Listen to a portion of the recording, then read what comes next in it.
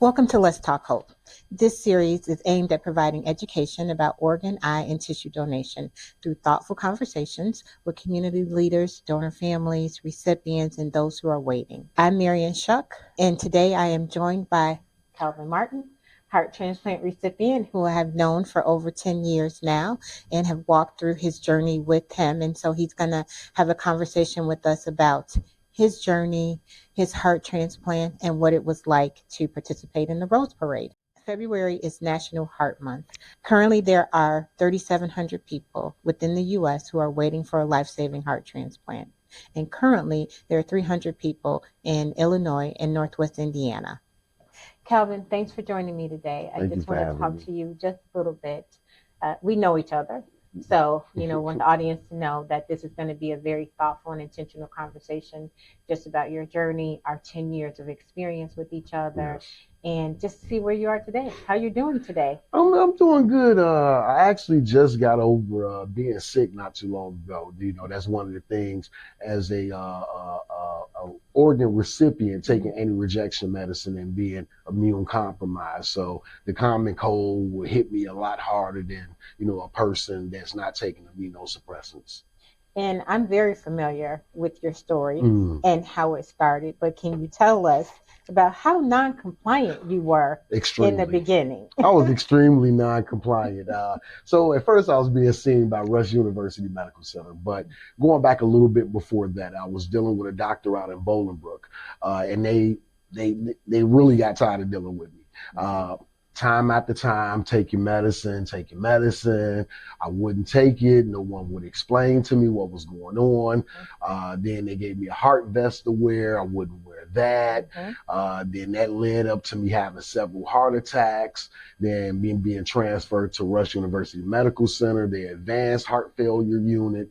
And when I agreed to have a defibrillator and pacemaker when it put in, I wind up coding on the table. And I really feel to this day that because they fought with me for so long that they made sure that they brought me back. And after that, my whole compliance that changed. And your compliance changed why? Because you coded on the table, or because you realized how very sick you were? I realized how sick I was, and then on top of that, my family, listening to them and them telling me how they were feeling, them thinking I wasn't going to make it or anything else. And that really changed me. And do you think, it's particularly when you talk about them bringing you back, a lot of times we malign, especially in our community, people malign healthcare workers. And they say that, they're not going to do everything they can to save our lives. And particularly, you're healthy, you were strong except for the heart. Yes. You could have been an organ donor. Do you think you received, the best care there was to diagnose and then talk about treating you? I think I did.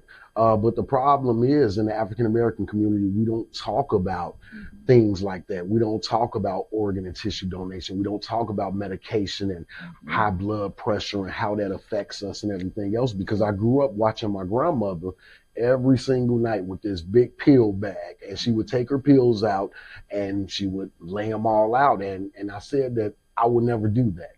So that led up to my non-compliance. And so did they ever tell you what they thought the diagnosis was, how you actually went into heart failure? Well, in the beginning, they didn't know. They ran different tests and they said that I was healthy. First, I was diagnosed with acid reflux. They gave me medication for that. That didn't work. And I continuously had this buildup on the top of my stomach, and finding out now it's fluid. And really, it took when I lived in Rockford to take a stress test, and I wind up passing out on the treadmill. And they ran some tests. They wind up doing an angiogram, and then they told me I had congestive heart failure. And I didn't want to believe them. I never knew what congestive heart failure was. In my family, I just knew that hypertension ran and arthritis. That was it. So once they told you you had congestive heart failure, how long did it take for them to tell you you needed a heart transplant? after they fought with me for over a year to get a defibrillator or a pacemaker after having, and at that time I had 2 heart attacks, and they wind up, I found out that all of my arteries were stented, and I didn't know that. So they kept telling me, we need to do this procedure. It's not going to hurt. It's not, you will recover fast. And I never want anyone cutting on me. Mm-hmm. So I was like, no, no, no, no, no. And it took at the time I was married, it took for the doctor to call my mom and my ex-wife in at the time to have a conversation with me, to tell me if I didn't get it, that I was going to die. If you didn't get the heart transplant? No, if I didn't get the defibrillator. Right. So this was even before I was listed for a transplant. They said if I didn't get the defibrillator, because it was like a portable paramedic in my chest, that I would die. Okay. And when I finally decided to have the procedure, that's when I found out that I was sicker than what I thought, and I had to wind up getting the LVAD, which is the left ventricular assist device. And so did that, how your mother and your ex-wife felt, play into you really starting to be compliant? Yes, it did. It did. It really Because you were pretty incompliant, and I knew you when you were incompliant. Yes. So I'm just asking. Yes. Yes. And then at that time, I was always angry. Because I couldn't work anymore. They were telling me I couldn't go back to work and couldn't make any money. And, you're telling me that I have this heart disease. How did I get it? Mm-hmm. What did it come about? You're telling me to take this medicine. What does this medicine do? They were telling me, but they wasn't explaining it to me. Mm-hmm. So you sort of like Denzel Washington, you need them to explain it to you like your 2-year-old. Yeah, I need it. And that's pretty what, and that's what people pretty much need, right? Yes. You want to understand what's happening to you. So how much did you know about a heart transplant, organ transplant? Nothing. Were you registered? No. Not registered. I was not registered at all. I knew nothing about transplantation or anything. It took for after I wound up getting the LVAD and I was strong enough, and the social worker at Rush wound up introducing me to the Gift of Hope. And through education and training and everything else, really employed me with the tools that I have now to know about it. And it prepared me for transplantation once I was listening. And that's what I was going to ask you. Do you think that once we met and, we started sharing your story, do you, think it sort of changed the quality of your life with regards to understanding the transplant, but 2, getting yourself ready for the transplant? It did. I think it changed my life in every aspect. From there, even to the way that I dealt with medical professionals, it changed everything. And we did a lot, we talked a lot about you. You became family. Yes. We started to share your story, right? We started sharing your story because we didn't have a lot of African-American men who were willing to share their stories about transplantation. So can you tell us just a little bit about what that was like while you were waiting for the transplant? And how long did you wait? I waited 2.5 years. Waiting, it was, I wouldn't say nerve-wracking, but it was scary.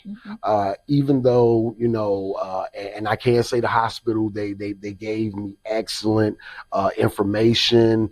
They told me about all of the medication that I would be taking, the effects if I didn't take it, how my life would look moving forward after transplantation. One thing that I didn't like is that I couldn't travel or do anything while I was listed. But when I received the first call, because I received 2, the first call that I received, nervous, scared, go in, the heart was bruised. Okay, I go back home. The second call, it was like I was calm. I wasn't scared. I wasn't nervous. I wasn't anything. The bag was packed and I was on my way to the hospital.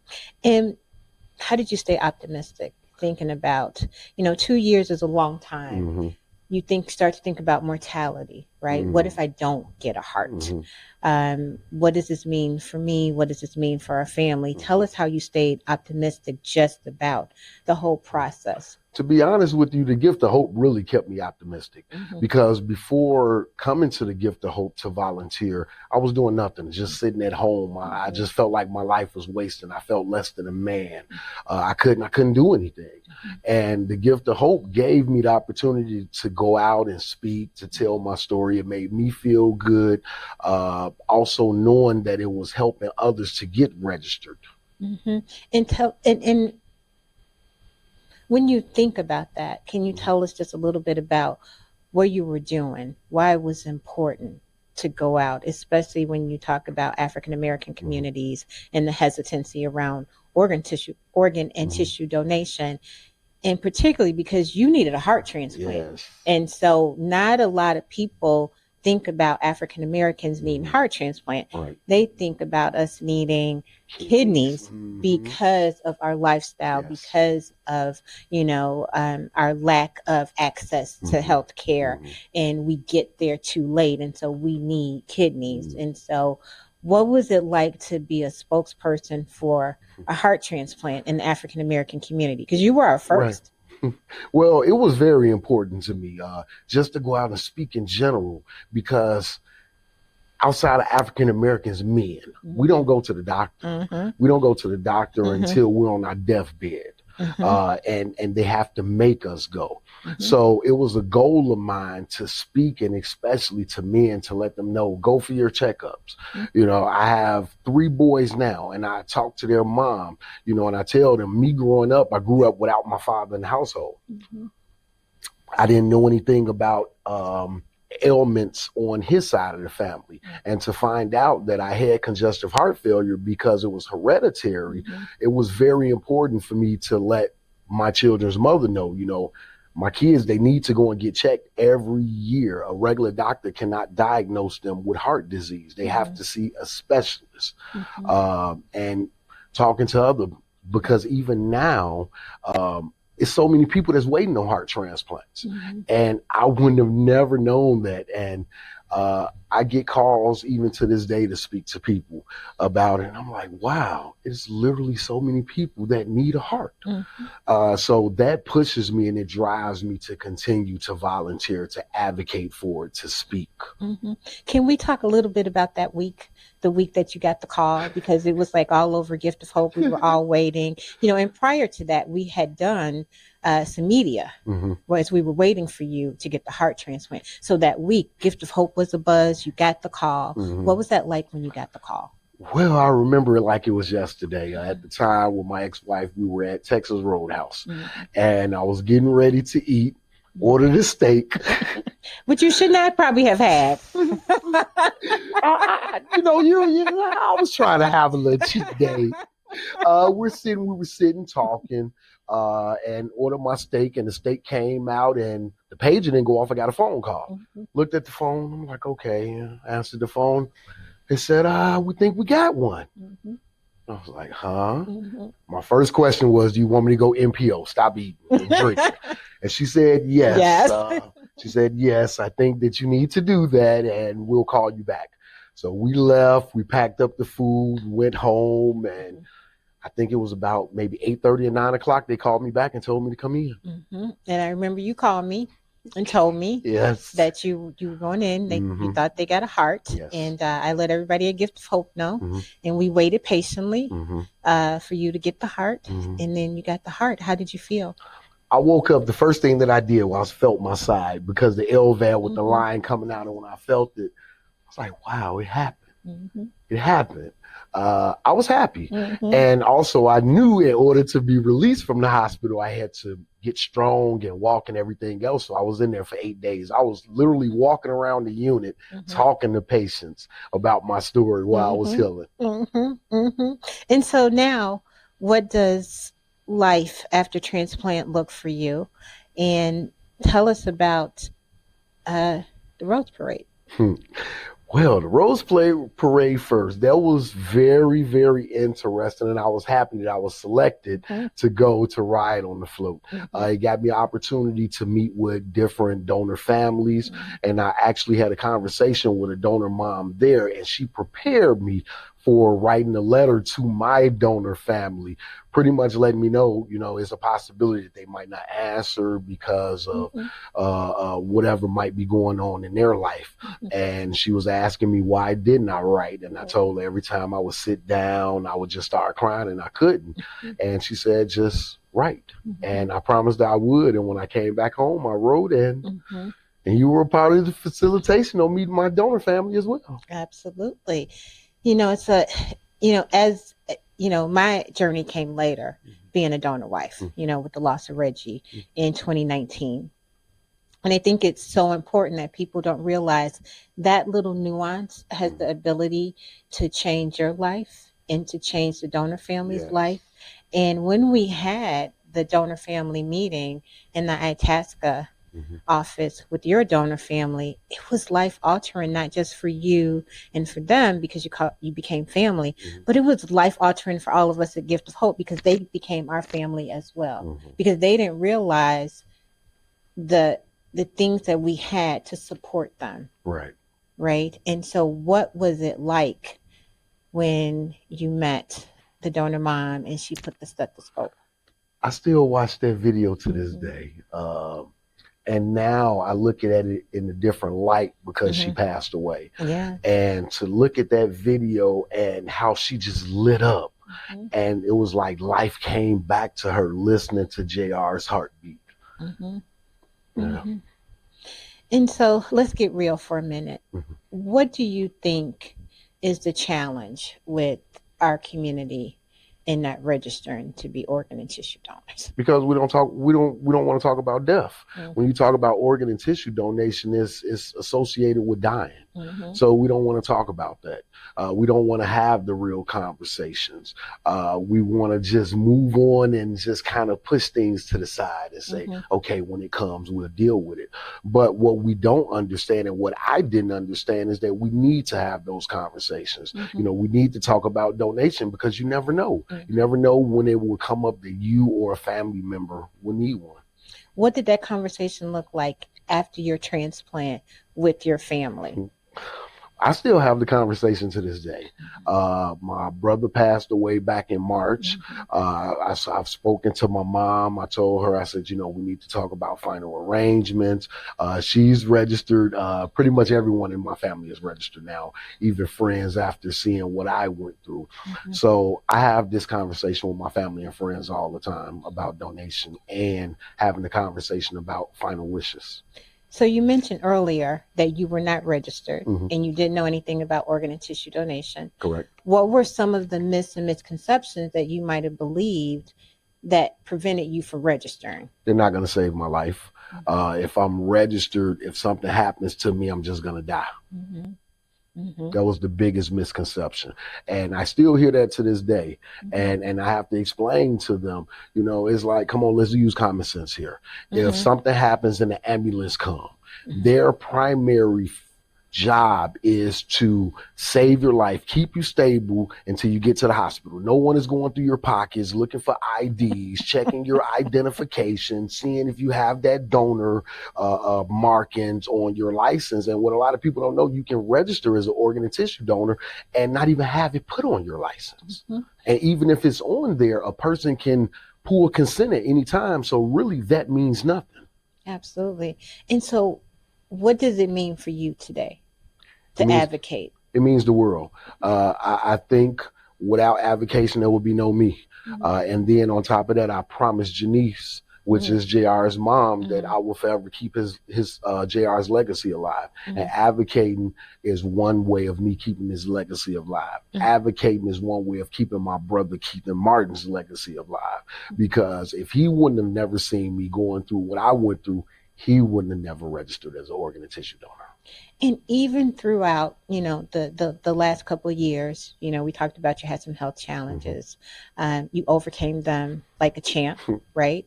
But you still continue to give. You still continue to give to Gift of Hope. Last year, you DJ'd at the 5K. Yes. You've done quite a number of things for me. If I know that if I call, you will answer and you will come. We've done podcasts before. We've done radio shows before. But why is it so important to stay connected to Gift of Hope? Gift of Hope saved my life. And I will say that to the day that I pass away, because without the gift of hope, I don't know where I would be at today. Mm-hmm. So tell me a little bit about what you're doing today. So I'm a mixer on Soul 106.3, 106.3 FM here in Chicago. I love music that lets me escape the everyday life. That doing a little bit of traveling when I can, and outside of that, my life consists of staying on top of my health, going to my doctor's appointments, dealing with things, because by me being 12 years, is it 12? Yeah, 12 years post-transplant. Things are starting to happen where I have to stay on top of my health a lot more, because with the anti-rejection medicine over time, it causes osteoporosis and different things like that. But, it was all explained to me in the beginning, so I was prepared for it. So, I have to take my time doing things a lot more, because I've broken bones, I've healed, and I just stay optimistic. I figure nothing can hold me down. A whole heart was taken out of my body and someone else's was put in, and I survived that. So I just continue to push. And just think about that. Think about what are the things that you've been able to do in these past 12 years, because you do have a new heart. I've been able, I said, because growing up, we didn't travel. My mom, she was a single mother. She worked to make sure that me and my brothers was taken care of. My grandmother helped us. So, we didn't have opportunities to have family vacations and travel and different things. So having this transplant improving my quality of life, I've been able to travel, go different places out of the country, continue to stay active with Illinois Masonry. I can get up and move around without being short of breath, walking upstairs without getting tired, constantly going in, having my INRs taken because of the blood thinners, not having to have a machine inside of me. So it has really improved my quality of life. What about the kids? The kids, The kids you got. Oh yeah. My kids are able to see me grow. I've been able to speak to them, and just overall everything, because I know it hurt when my brother passed away, so I can only imagine if I wouldn't have made it.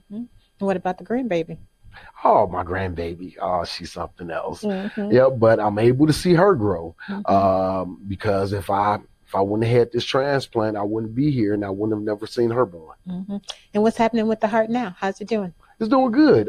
So since January 18th was my 12th year transplant anniversary, I have to do my testing every year. So I've pretty much got everything done except for one. Next week I go in for my echo. So everything is doing fine. They haven't called me, so no news is good news. But yeah, I follow up with my transplant doctor every 3 months, and nothing has been wrong. I've never had a rejection, thank God. And they said that was pretty much unheard of. And I'm glad you went there, because a lot of people talk about they don't want to get the transplant because they're afraid of the regimen, they're afraid of the medication and what they have to do, which I kind of think is kind of silly, if you will, because if you don't get the transplant, you don't get back to the quality of life that you had. So tell us, what is it like? What's your medicine routine like? What's your regimen routine like? How have you gotten back to exercising and things? What has really changed since you've gotten a transplant in terms of your health? Well, one thing about the medication, I just went yesterday to Walgreens to pick up my monthly supply, and I sit down and I put my medicine together 2 weeks at a time. My week pill bottle, and then I have other bottles that I received from the doctor. So I lay everything out. I put everything out. I know that I have to take my medication twice a day. I'm taking about, on a daily basis, probably about 18 scripts. Okay. And I know exactly what I'm supposed to take, when I'm supposed to take it. I know the color of the medication, the forms of the pills. If anything looks different, I'm asking questions. And it has become a part of my life, because I know, one, without the anti-rejection medicine, eventually my heart will reject and then now I'm back to square one. Mm-hmm. So that's one thing that I'm adamant about, is taking my medicine. And that has given me strength to be able to get out and move around and stay active and things like that. So, I'm just grateful.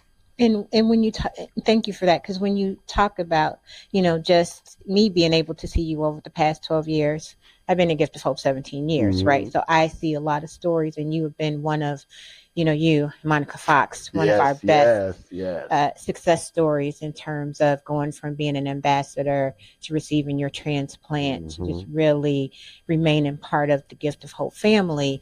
And it's just been great to see you, and everything that you've overcome. And then just, I follow you on Facebook, obviously. Yes. And you've used music to help you talk about organ and tissue donation. You use it as a platform. Yes. What other platforms have you used, or what other things have you done to just really get the message out there? And then the groups, like, how do you talk to African American men about your journey? I just pretty much tell it how it is. That I grew up. I didn't know that I had health issues. I wasn't going to the doctor. That we need to go to the doctor. We need to go to the doctor. We need to see what's going on. Your primary care doctor is not going to tell you if you have kidney disease. You have to see a specialist, a nephrologist. Your primary care doctor is not going to tell you if you have heart disease. So you need to go and get checked out. Illinois Masonry, the Masonic organization that I'm a part of, they know that I was extremely sick, that I had a transplant, and, moving up within the organization gave me a platform to be able to advocate on that level about organ and tissue donation. Because once again, we don't want to talk about death. And when you start talking about that, then people associate it with dying.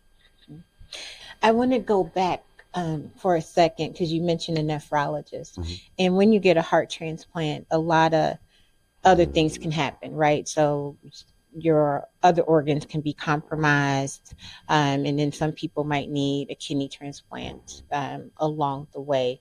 But tell me about just your health, the health of your organs, and how you maintain that, because there's a lot that you have to do to maintain all of your organs, to make sure that the heart is the core, right?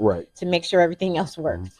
Well, I do see a nephrologist with the transplant medication and the other medication that I'm taking. My creatinine level is extremely high, and the nephrologist told me, eventually we're going to have that conversation, but not right now. So I am prepared, but I knew, a transplant improves your quality of life. It gives you more time on your life, but it doesn't cure your other ailments or anything else that goes on. And just like pharmaceuticals, any type of drugs or anything else, they have side effects. They cause different things. So these are things that I was very aware of going into. So I stayed on top of my health by communicating back and forth with my doctors, taking my medication, going in for my blood work, seeing, because I think I see like maybe 6 or 7 doctors. And, that's a good point when you talk about a transplant being a bridge, right? Especially when we talk about kidney disease. Dialysis is the bridge to the transplant.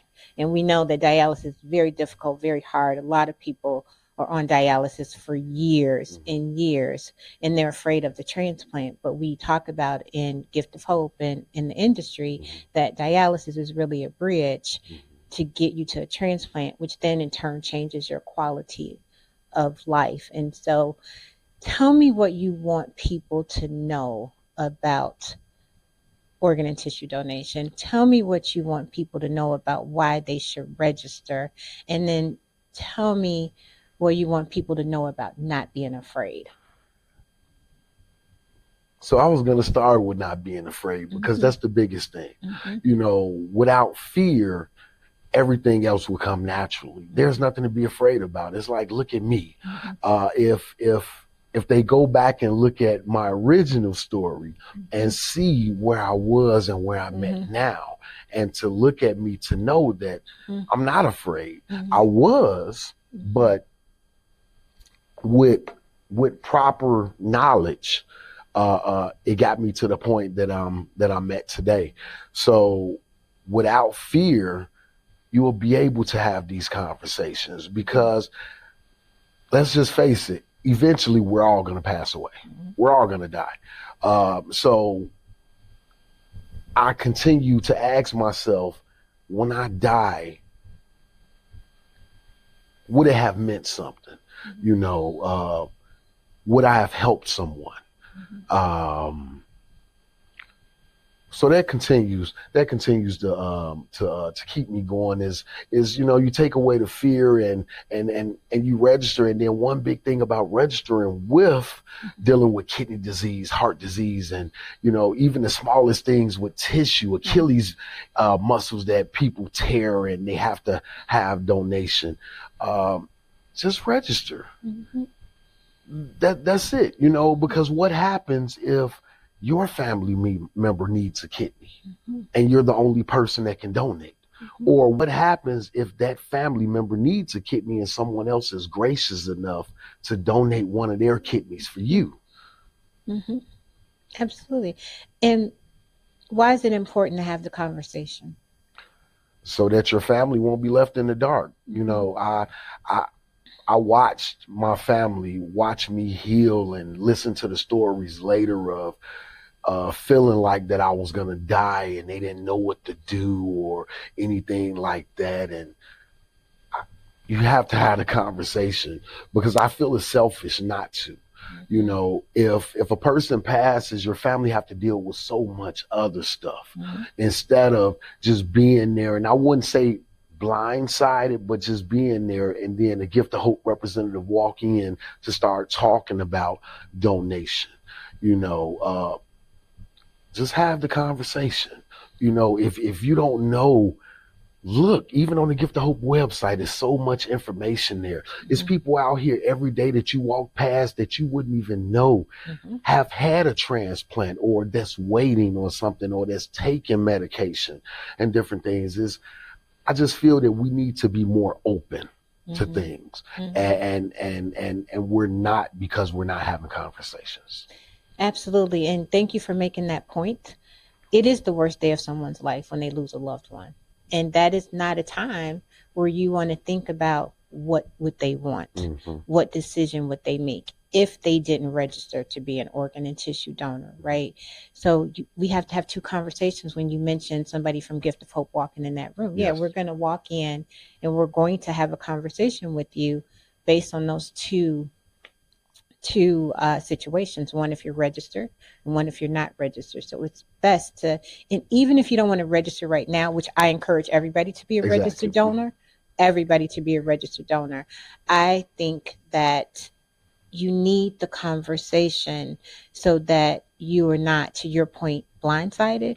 You need the conversation for healing, because donation can benefit families. Might not benefit them right away. I work at Gift of Hope, and I wasn't prepared, right, to lose my husband. But he was registered. And it was so funny. I think I told you the story when Malika was 10, he went on and on about at Thanksgiving, she was like, you know, it's a 10-year-old can, goes around, checks everybody's license, and she sees my husband is not registered. She's like, Mommy, Daddy's not registered. And I'm like, registered? You do know what I do every day, right? How could you not be registered? And he said the one thing that everybody says, well, I want you to make the decision. No, I don't want to make that decision. I can't make that decision, because at that moment, I wasn't just making a decision for him and for someone else. His sister was involved. His child was involved. I was involved. And so, to your point, I carried a lot of weight, you know, because I got to notify everybody that this situation is happening. And so it was easier to say, and Reggie's going to be a donor. Right. This is the process. This is what's happening. And so I think that we fail to have the conversation to, you know, a couple of your points. One, we don't want to talk about death, but death comes to us all. Two, there's a stigma around talking about health. There's a stigma in our community about just having a conversation. And so I think that's hard, but I think I want to thank you for over the years and what you've done to really help start those conversations, help us with our campaigns to Yes. help people understand the importance of organ and tissue donation. And so if somebody was hesitant about joining the registry, what would you say to them? I would say don't hesitate. If there's any questions that you have, all of these nuances about they're not going to save my life or they're going to take my organs and sell them on the black market and all of this nonsense, educate yourself. It's so much information that's out there, so much material, and with the internet nowadays, you can find out what you need to know. Just educate yourself and register. Because when it comes knocking on your doorstep, when you or a family member need it, then it will change, because that's how it changed me and my family. Well, Kelvin Martin, it has been such a pleasure Yes, to as talk to you always. today. Our lives are forever intertwined. It was a pleasure to sponsor you to go to the Rose Yes. Parade, and our families, got to meet and have that experience. Yes. And just, I thank you for being there for me when Reggie died. But, just being a friend, I Yes. think that's important. And people don't realize that organ and tissue donation has the ability to create new families. Yes, yes. And we have continued to be a family. So I just want to thank you for coming in today Thank you for having me. and just having this conversation. I think it's important that people see us Yes. and see conversations like this on whatever platform there is, because to your point, knowledge is power. And if you want to know the truth, tune into our Gift of Hope podcast. And we're going to give it to you every time. Right on.